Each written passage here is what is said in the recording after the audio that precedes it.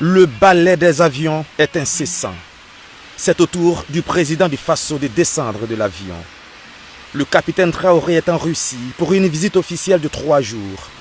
72 heures d'un séjour qui coïncide avec la commémoration du 80e anniversaire de la victoire du peuple soviétique sur le nazisme. L'hôte de marque de Poutine foule le tapis rouge du Kremlin. Puis, poignée de main chaleureuse entre les deux hommes. Le lendemain, sur la place rouge, parade militaire grandeur nature, 11 500 hommes mobilisés pour commémorer le 9 mai 1945, la victoire au terme de la Deuxième Guerre mondiale, la grande guerre patriotique, comme le disent fièrement les Russes.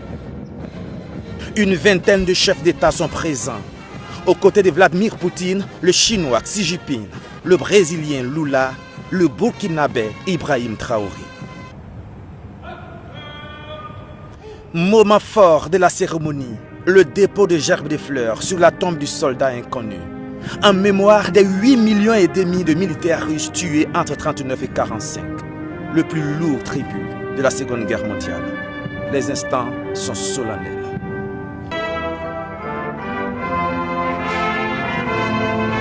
Au deuxième rang, le capitaine Traoré, lui le militaire dont le pays est en guerre. Le salut est instinctif.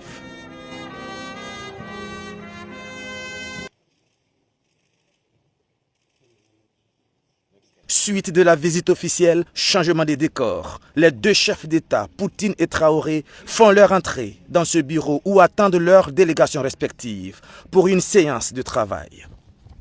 À tout seigneur, tout honneur, le président hôte commence en rappelant le poids de l'histoire, toujours. Je rappelle également la contribution dans la défaite de l'Allemagne nazie et de ses satellites.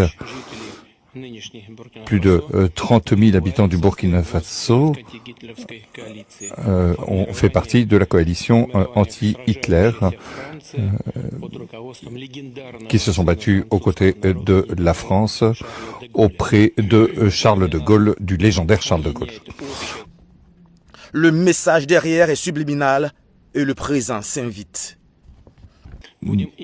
Ce qui nous unit, c'est la lutte contre l'extrémisme et le terrorisme. Il s'agit de rester